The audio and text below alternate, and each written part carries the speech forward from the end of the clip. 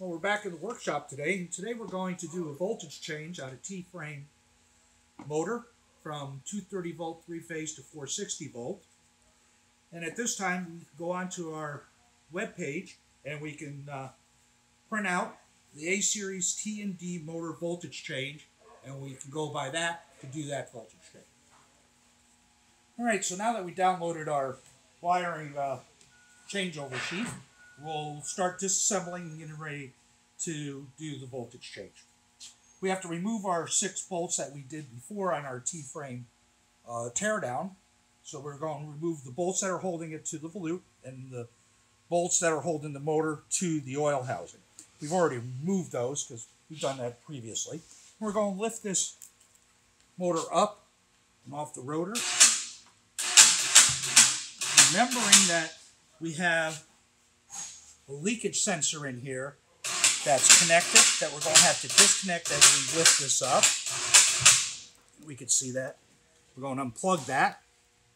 So now we can safely lift our motor off of the rotor.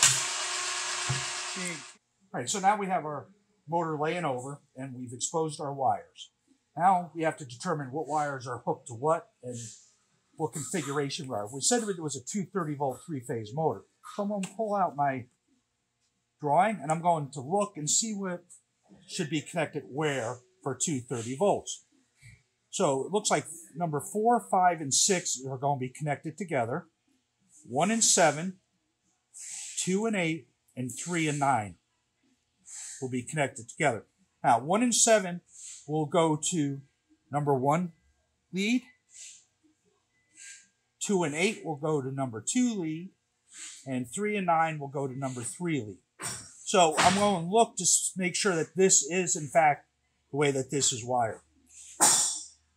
Now, you're going to have to believe me because it's going to be hard to see as we're doing this, but these black wires are etched with the numbers in them. Okay? So I know 4, 5, and 6 should have 3 leads to it. So I'm going to look for that bundle of 3, which is here. And I'm going just to confirm that there's a 4,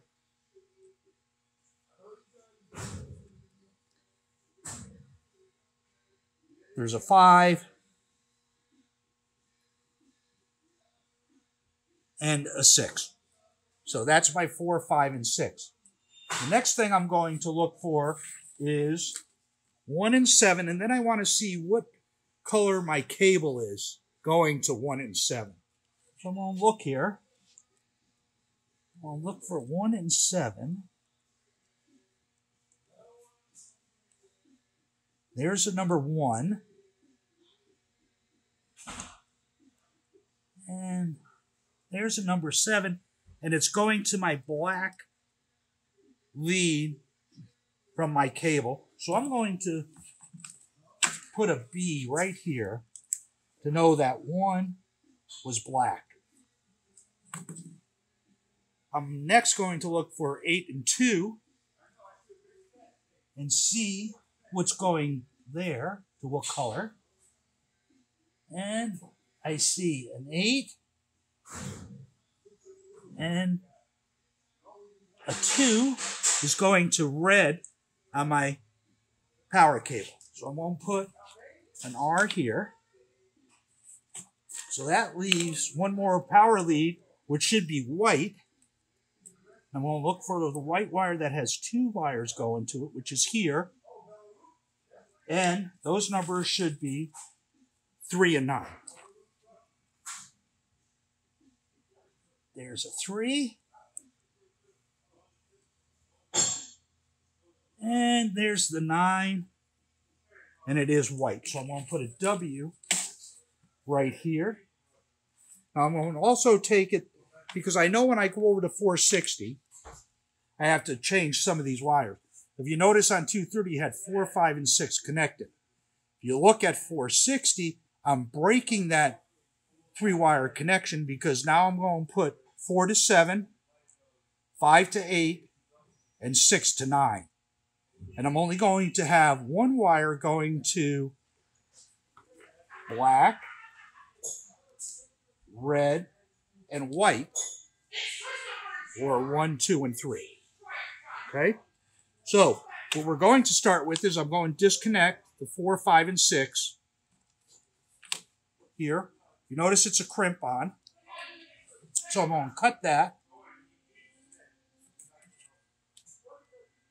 And I try to do it as close as I can because you only get so many times you can shorten that stator wires. Okay? That's my 4, 5, and 6. And I'm going to open this up, separate it.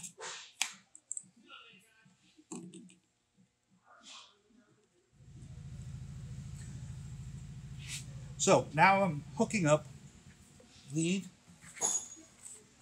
number 1 from the stator to black from my power cable. It's there. I'm using a crimp type bell. I'm going to make a crimp connection here. You can see I have it crimped. I'm going to just tug on it a little bit to make sure that they don't pull out. So I made our first connection go into 460. I put stator lead number 1 to the black power lead.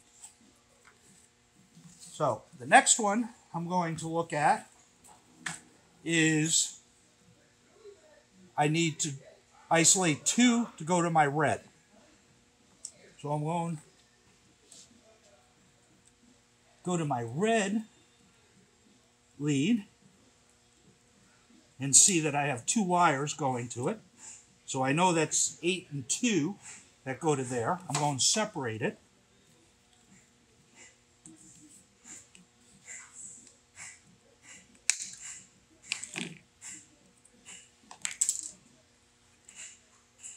I have those 2 leads in my hand. And I'm going to look, and I'm looking for, again, I'm going to look for wire number 2.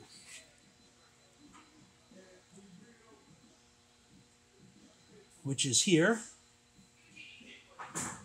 is wire number 2.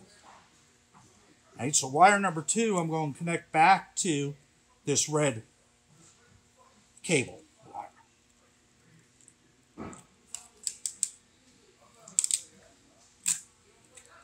And test them, make sure they don't come apart. Again, I just made that 2 from the stator to red on my motor cable. Next one we're going to worry about is our number 3 from the stator going to white.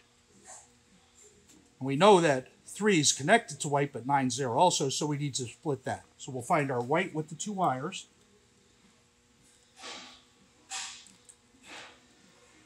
Which is right here. Okay.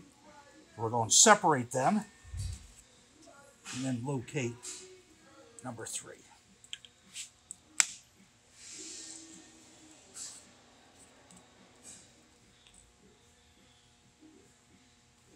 Three,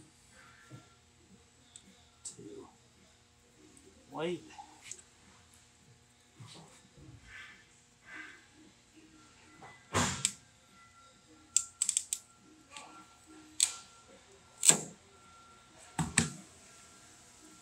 And I'm going to pull on them to make sure they're connected. So, you can tell now I have 1, 2, and 3 hooked to black, red, and white. All right, so my power leads are taken care of. So now I got to make these pairs. I got 4 and 7, 5 and 8, and 6 and 9. So I've gone ahead and I paired those up. We have 4 and 7. We're going to crimp those together.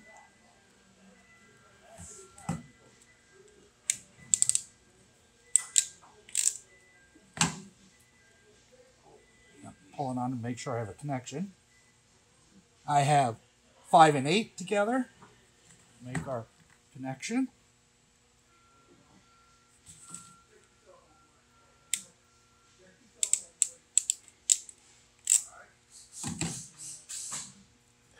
It's nice. And then I have 6 and 9 together.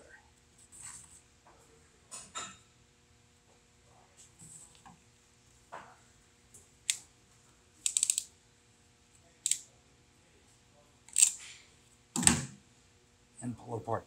So I just made the 4 to 7, a 5 to an 8, and 6 to 9, those connections. So I should have 3 wire connections with 2 wires each, which I do. Okay. And I should have 1 wire going to my black, 1 wire going to my red, and 1 wire going to my white of my power leads coming down. So I have 1 to the white, 1 to the red, and 1 to the black. Okay, so I've broke up the 4, 5, and 6. I broke the connections here that were going to black, red, and white, and I reconfigured and put 4 to 7, 5 to 8, 6 to 9, and then 1 to black, 2 to red, and 3 to white to create the 460. So we have now changed our wiring from 230 volt 3-phase to 460 volt 3-phase. So at this point, we just need to kind of tuck everything back up in here and put the motor back on. One of the things I will do at this point, just to make sure I have a good connection and everything reads out, is I'm going to take the other end of the cable. And I'm going to take my ohm meter, and I'm going to take resistance between my power leads.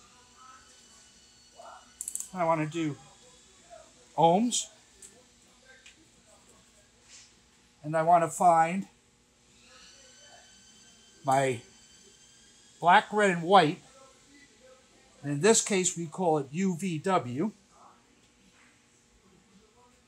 So I'm finding U,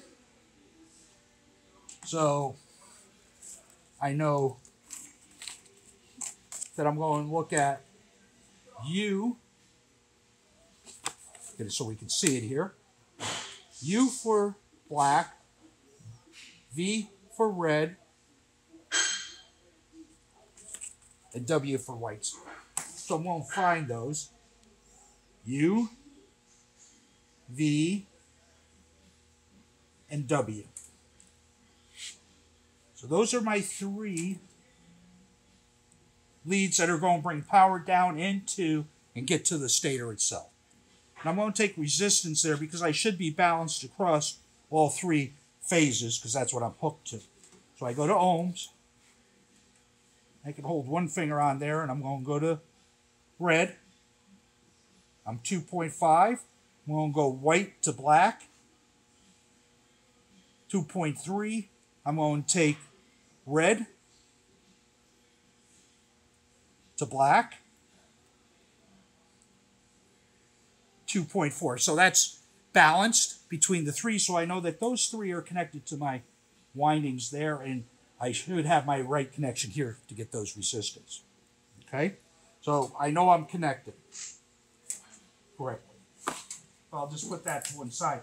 Now I can at least tuck this away and start reassembling because I know this portion is good. I'm going to tuck this back down in here. This is my leakage wire that we have to connect when we put it back on.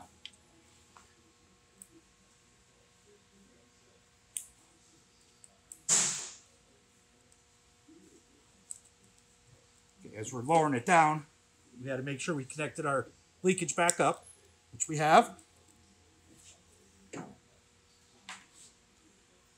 going to lower it in place.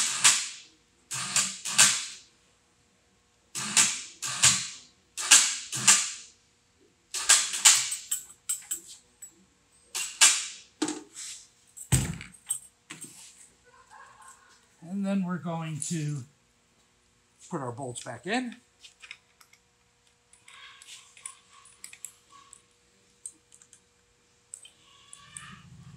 So we have our motor back on our oil housing, back on the rotor, and it's bolted down. So the next thing I want to do is I want to check again my U, V, and W.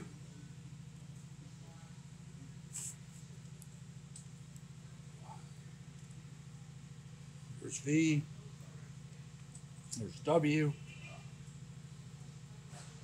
UV, and W.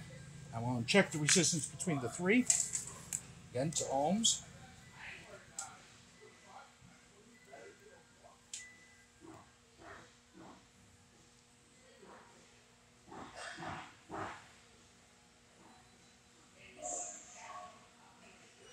I'm looking to be close to being balanced.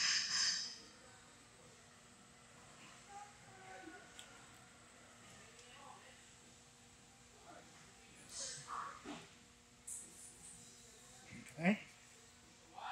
Now, if I'm in the shop, usually I will take a Megger. So all three of these to ground.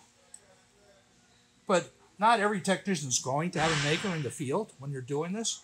But I can also check with resistance from each one of these leads to ground. Okay, because if I'm grounded and pinched any portion of this, because that's where my ground wire is going, I should be able to pick up the circuit between there. So I can take each wire and go to ground. And if you look at the meter, I'm getting nothing. I'm getting nothing. And I'm getting nothing here. Okay.